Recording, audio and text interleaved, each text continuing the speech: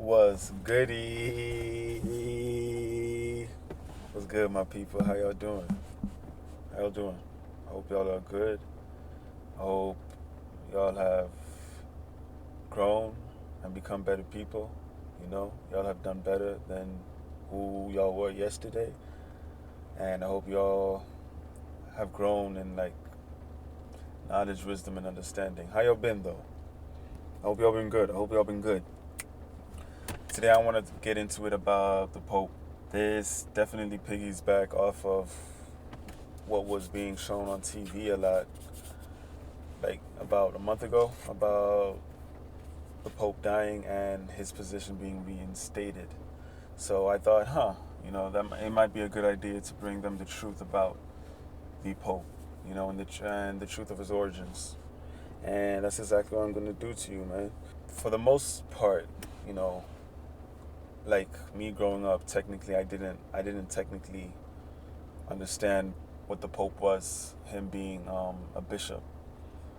But I did know that he was him, when it came to religion, when it came to especially the quote unquote Christian religion concerning the Bible. I remember watching him on the news. They would carry him in a carriage. He would roll up with that bulletproof glass around him, you know. A lot of times he stepped out, it would be crowds of people going insane, women crying, holding their babies out to him.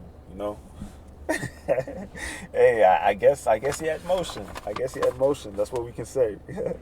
But yeah, I want to talk to you about the origin of this position, where it comes from. So I actually didn't know this myself, but the Pope came from Peter. Apparently, he went to Rome after Yahushua had passed away, and Yahushua had actually already invested all that authority within him. He was the new leader of the church movement. He was to carry on the mantle from Yahushua to the rest of the world, and that being the highest authority in concerning the Most High, concerning Christianity, concerning the scriptures. That's what gave him that kind of power, that authority, and that position came thereon to be called being the Pope. So, him being the first Pope, he was Yahushua's first disciple. After he died, he was the representative of Christ's word, and he was the new authority, I'd say, the highest authority in the kingdom of the Most High. And he was even stated by Yahushua himself in the book, in Matthew 16, verse 19. He said, I will give you the keys of the kingdom, and whatever you bind on earth will be bound in heaven, and whatever you loose on earth will be loosed in heaven. Now, going off of this, I'm assuming heaven is not just the actual heaven, but also Israelites, so whatever you teach them will be taught, will be bound. But whatever you miseducate them with will be loosed within them as well, And I know that verse has more meanings to it, but unfortunately I don't know all of them. But yeah, so he said that in Matthew 16, verse 19. And that just makes him essentially, Yahushua's successor. So I'm just gonna read to you a little bit about Peter, explaining how he ended up becoming the world's highest authority, notable authority within the religion. So Saint Peter, born 1 BC as Shimon or Simon Bar Yonah or Jonah, also known as Peter the Apostle, or Simon Peter, or Simeon, or Simon, or Cephas. I actually didn't know that Simon was Peter's name up until Yahushua. So he was one of the 12 apostles of Yahushua, and one of the first early leaders of the early Christian church. And you see that, like I said, he appears repeatedly and prominently in all 4 New Testament Gospels, as well as the Acts of the Apostles. Catholic and Orthodox tradition treats Peter as the first bishop of Rome, or Pope, and also as the first bishop of Antioch. After Peter passed, that position was carried on as the Pope. Whoever was found to be most worthy, I guess, or most qualified to act as the highest authority in religion, he was just referred to as the Pope. So, the Pope, we all know this guy, right? As being the highest ranking bishop, the highest ranking man in the Christian religion. But he also has other, not to say characteristics, but titles that come with him, right? Like, this is just an enigma here, an identity. So many pieces stemming out his web concerning what he wears, why he wears it, the jewelry that he wears, his staff, his cloth, his mitre, what they refer to him as, who he is. He's not just a pope. What does his position pertain? Like, what is he really doing, right? So, interestingly enough, one of the titles of the pope is the opener and the shutter of the gates of heaven. Similarly to what Yahushua said to Peter, right? And apparently, I did not know this, but apparently there's a ritual that he does in which doors are physically open and then sealed shut, which marks the beginning and end of the Jubilee period. And that's a time of special grace and spiritual renewal for them. But this title, this purpose, or one of them at least, him being the opener and the shutter of gates, him being the first opener and shutter of gates, was very interesting to me. And so I looked into it a bit, right? This title of him being an opener and shutter of gates, or the opener and closer of doors. And I found something which supposedly relates him to Papillion or Babylonian practices, right? Babylonian traditions, and it's funny how these two stories synchronize. It's funny how these two sides share similarities with this one god, most namely Janus. For those of you who don't know, he was the Greek god of doors. Janus, so to say, and he also was referred to as the opener and the closer of doors. And we're going to look into that a little bit. So, the keys of heaven, right? The Pope is given, quote unquote, the keys, or rather the key to the Catholic Church. And we've seen constant pictures of him bearing it, constant pictures of him holding it, posing with it, And let's just read a little bit about these keys of heaven and what they are. So, the keys of heaven, also called St. Peter's keys, refers to the metaphorical keys of the office of St. Peter. The keys of the gates of heaven, or the keys of the kingdom of heaven. It is explicitly referred to in the Bible in Matthew 16, verse 19, like I said before.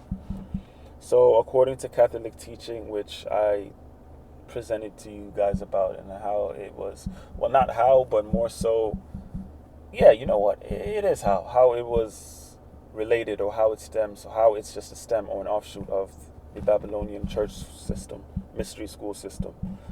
According to the Catholic teaching, Jesus promised the keys to heaven to St. Peter, empowering him to binding actions. In the Gospel of Matthew 16:19, Jesus says to Peter, "I will give you the keys of the kingdom of heaven, and whatever you bind on earth shall be bound in heaven, and whatever you loose on earth shall be loosed in heaven." St. Peter is often depicted in Catholic, Eastern Orthodox, and Oriental Orthodox paintings and other artwork as holding key or a set of keys. All right, so keep that. And I just wanted to show some statues or some images that we were just talking about that depict Peter holding these keys of heaven. And here's some images right now. There's sculptures, statues of this. And the Most High said, don't do this, by the way. Make graven images or make images by man, you know. And this is one of the reasons why, because people would end up worshiping it and worshiping the wrong thing. Same as this. Images like this are not supposed to be in church. And here you have two baby angels holding keys against each other. But I want you to notice something about some of these images. Notice X. They're crossed. You know, they're crossed against each other for a reason, to symbolize X. In other words, Osiris, the god of green. And you guys remember this. I did a video upon this. And yeah, those are the keys of St. Peter. So now I want to bring to you this other god who similarly has keys to himself. It's a backstory or origin story, or you know, just a piece of information regarding Janus. So, in ancient Roman religion and mythology, Janus is the god. I'm sorry, I referred to him as the Greek god of doors. It was actually the Roman god of doors. My fault. Janus is the god of beginnings and transitions, thence also of gates, doors, doorways, endings, and time. And who else is the god of time in the Greek religion? That's Chronos. You know, that's the devil, in other words. He is usually a two-faced god since he looks up to the future and the past. The Romans dedicated the month of January to Janus. You see that Janus is named after January. I didn't know that. His most apparent remnant in modern culture is his namesake, the month of January. Though he was usually depicted with two faces looking in opposite directions, Janus Geminis, twin Janus, or Bifrons, the Gemini twins. In some places he was Janus Quadrifrons, the four-faced. The Romans associated Janus with the Etruscan deity, Ani. Janus was frequently used to symbolize change and transitions, such as progression of past to future, of one coalition to another, of one vision to another, and of one universe to another. Hence, Janus was worshipped at the beginnings of the harvest and planting times, as well as marriages, births, and other beginnings. And I know Osiris, the green god, isn't he the god of harvest and fertility in Egypt? He was representative of the middle ground between barbarity and civilization, rural country and urban cities, and youth and adulthood. So all of this text right here is too long to read. I just wanted to skip to you the parts that really highlight what I'm trying to get to you guys about Janus being the holder of keys, or the opener and shutter of doors. Alright, so I'm going to read under the paragraph. I'm going to read the fourth paragraph under rites. Although Janus had no flamen, he was closely associated with the Rex Sacrorum, who performed his sacrifices and took part in most of his rites. The Rex was the first in the Ordo Sacerdotum hierarchy of priests. The flamen of Portunus performed the ritual greasing of the spear of the god Kronos. Oh, maybe Kronos? Sounds like Kronos. On August 17, the day of Portunalia. On the same day that the temple of Janus in the form of Holitorium had been consecrated by Consul Caius Duilius. Portunus seems to be a god closely related to Janus, if with a specifically restricted area of competence, in that he presides over doorways and harbors and shares with Janus his two symbols, the key and the stick. Janus is a bearer of keys. You feel me? Another one. Janus was the protector of doors, gates, and roadways in general, as is shown in his two symbols, the key and the staff. The key too was a sign of that the traveler had come to a harbor or forward piece in order to exchange his goods. I remember this character, the bearer of keys in The Matrix 3, that Asian dude who got shot by one of the agents. The rite of the bride's oiling the posts of the door of her new home with wolf fat at her arrival, though not mentioning Janus explicitly, is a rite of passage related to Janus.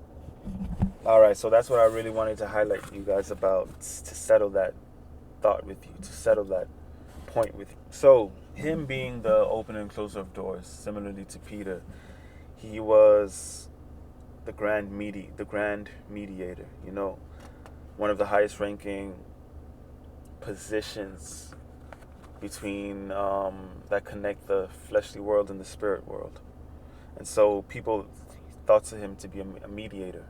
They believed that all prayers, all rituals, all covenants had to go through him in order to go through to the spirit world, to whatever spirit or quote unquote demon that we're trying to invoke. And they worshipped Janus for that. They believed him to be an important person for that. But the scriptures always say this is gods. They're man-made. They're not even real spirits that actually existed. It was just a man who had a huge ego about himself, who wrote about himself and made people believe that he was something that he was not. And that was Ham of the Bible.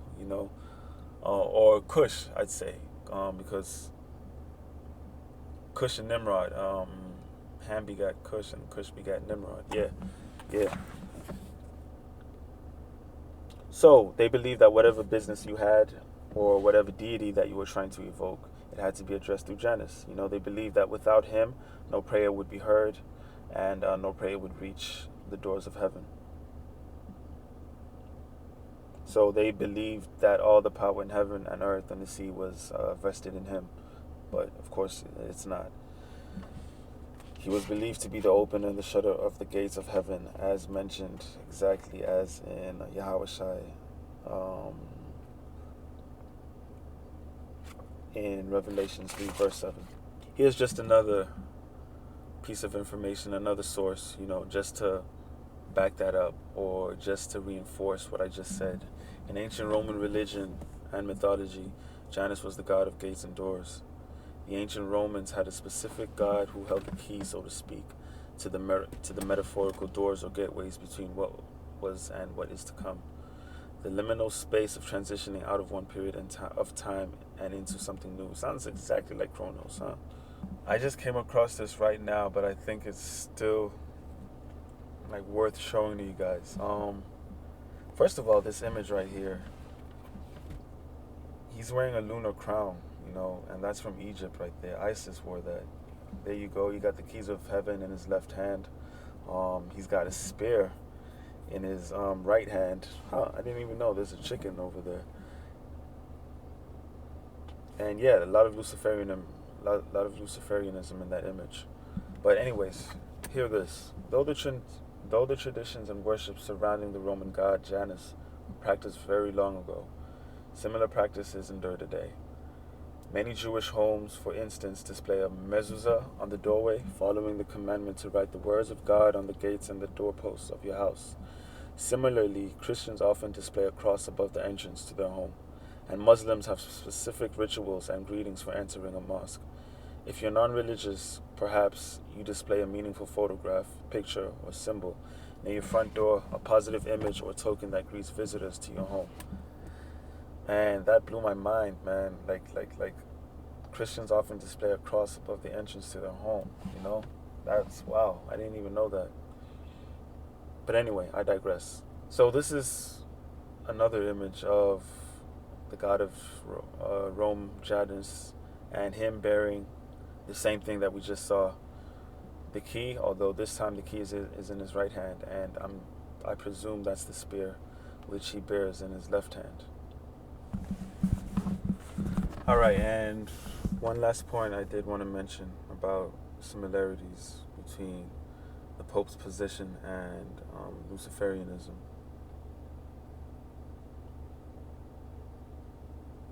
Is the similarity in these two images right here. So,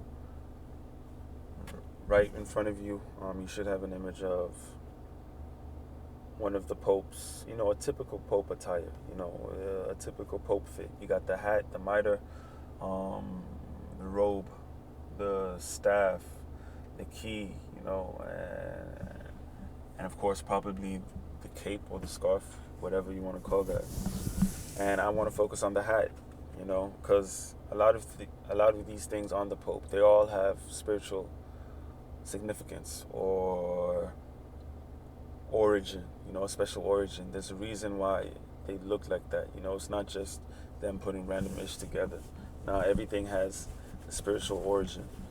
So, and that hat on his head, it's in relation to this pagan god referred to as Dagon, um, who's also referred to as the fish god or the god of the waters. It was actually just another version or another manifestation of Noah, who's also referred to as the fish god or the water god because, him surviving the waters, him surviving the opening and the closing of the valves the of the dome, or rather the firmament. So this hat that the Pope wears, the mitre, it resembles the fish or the half fish on Dagon's head, or the half fish upon his, just above his head. Or sometimes he has a fish for a head. But yeah, that's the same mitre on Pope's head. And apparently, the Dagon is the fish god, also referred to as Janus. Just reading off my notes here. So Dagon is Janus as well. And there was an image that I showed you a while ago. Let me try and get that up.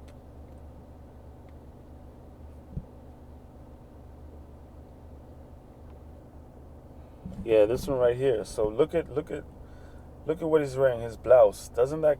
I might be reaching here, but doesn't that kind of look like a fish torso, like a fish's latter half, like the right side of a fish's body on his legs? I don't know, man. I might be bugging. It might be me, but I don't know. I see it.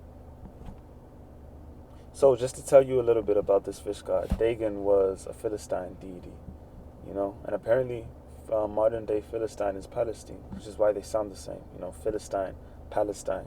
It kind of makes sense. A Philistine deity, it is commonly admitted that the name Dagon is a diminutive form, hence a term of endearment. My Dagon, what's up, my Dagon? Derived from the Shemitic root dag and means accordingly little fish. The name therefore indicates a fish-shaped god. This the Bible also suggests when speaking of the Dagon worshipped in the temple of Azotus. In 1 Samuel 5, verse 1-7. He had face and hands, and a portion of his body resembled that of a fish, in accordance with the most probable interpretation of the stump of Dagon.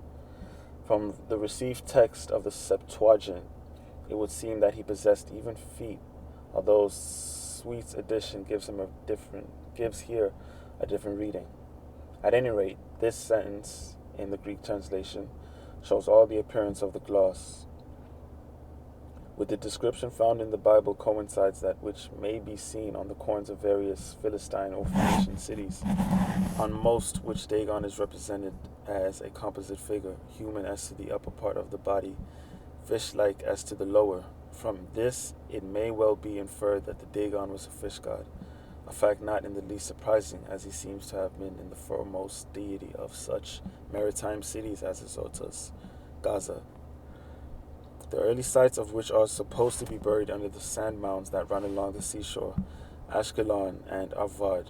In the monuments, also most probably in the popular worship, Dagon is sometimes associated with the female half-fish deity, Derceto, or Atargatis, often identified with Astarte.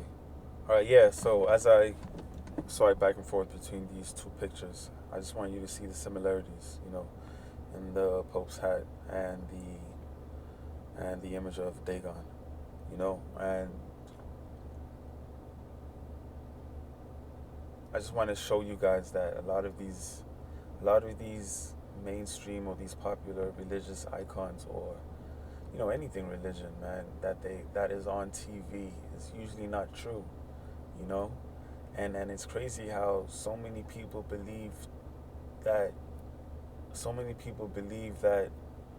the church that they're going to,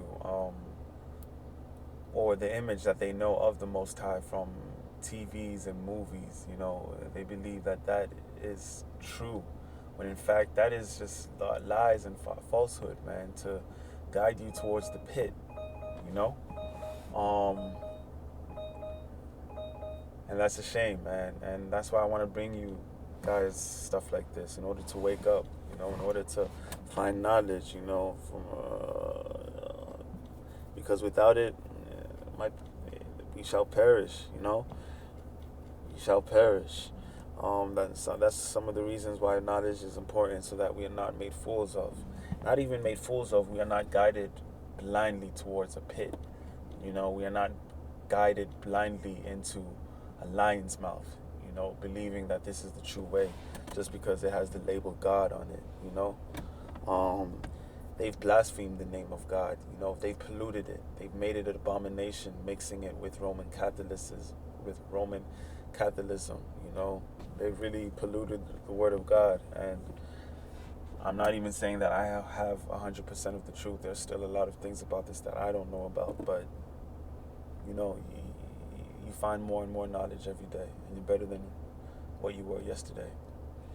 So with that being said, you guys, please keep praying, please keep finding the word of the Most High, please keep humbling yourselves to Him, and please keep opening your ears and your eyes, man, to hear His word, and to follow His law, to adhere and to follow and to walk in His judgments, to walk in His statutes, and to fear His law, to fear His commandment, to fear His judgments, to fear His testimonies, to fear His statutes, and to fear His constitution. All right? I'll see you guys later, man. I'm gone.